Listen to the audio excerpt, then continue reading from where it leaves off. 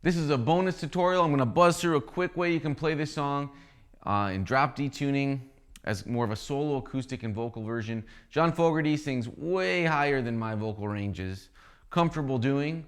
So this is taking the song all the way from the key of G to the key of D, going down a fourth, okay? And we're in drop D, which is going to let us do, you know, that riff.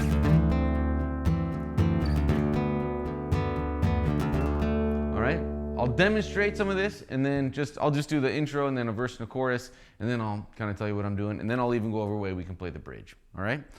So if you want to start kind of like it comes in with the drum and the bass, you could do something like this. And you come in with a riff.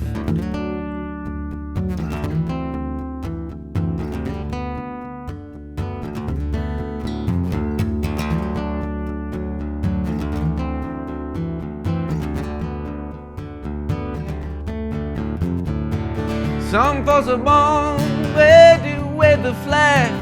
Ooh, that red, white, and blue, yeah. And when the band plays hail to the chief, oh, they point the cannon at you, Lord. It ain't me, it ain't me. I ain't no senator's son, no. It ain't me, it ain't me. Ain't no fortunate one, no. All right, then you launch into another verse. So let's just talk about just that much, all right? So in the original, we're in the key of G.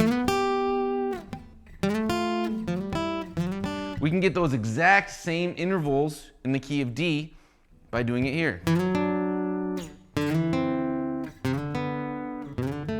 Let's go over just that, then I'll talk about how to add in that low note. All right, so we're in drop D tuning here, so the only thing that changes is this low E string going down a whole step. Then we're gonna go 7 to 9 on A, and then we've got the 7th fret of G, and then 5 to 7 on A, and the 5th fret of G, and then 3 to 5 on A. Reach over with your middle finger there.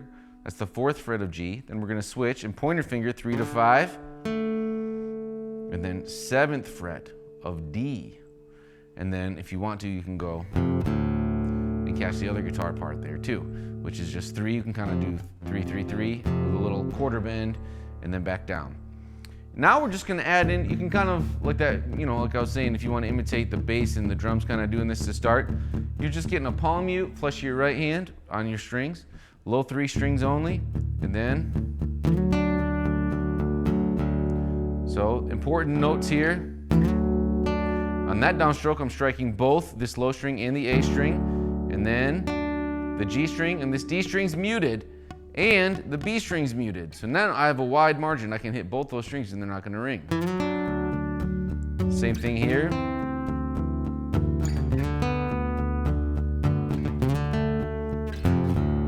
Okay, then you repeat it. Sorry.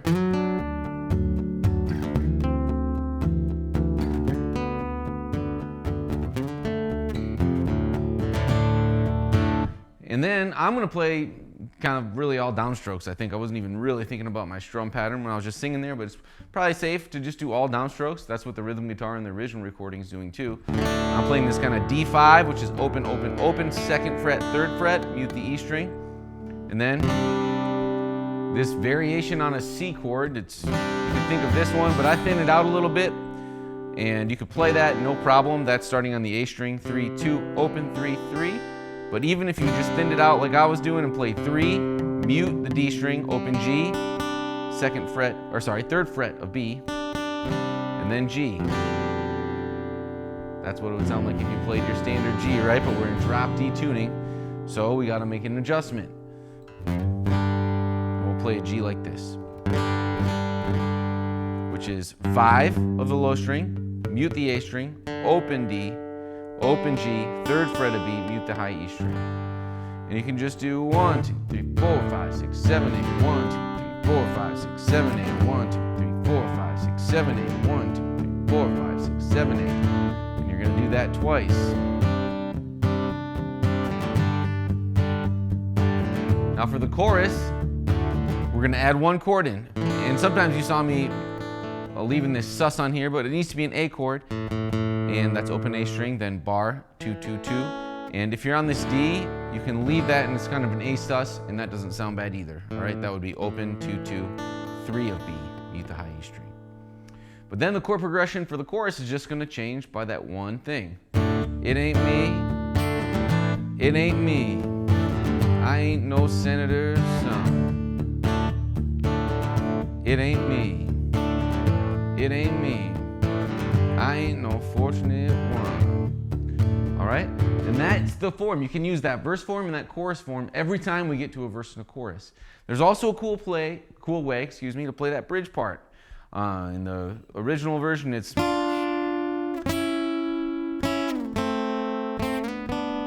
Well, the nice thing is in the key of D, we can leave these 3 open because that part has that pedal bass going the whole time, just that G note ringing out. So now we're in the key of D, we want a D note ringing out the whole time.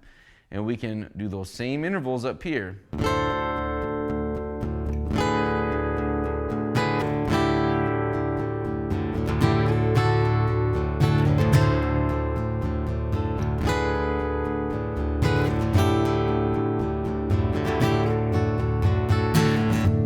Back into that verse. Okay, so we're open, open, open. We're up here on the 14th fret of G and the 13th fret of B. Don't worry about that E string. And you just want to hit this G and this B string. It's not an exact science, so don't stress about it. Hit it once, then go back to the low strings. Down 1 fret each. And then you're going here to 9 and 8 on G and B. So we did that. And then you're going to strike them all again, and you're going to go up to 11 and 10. And you don't even, and you can actually just, that's more accurate.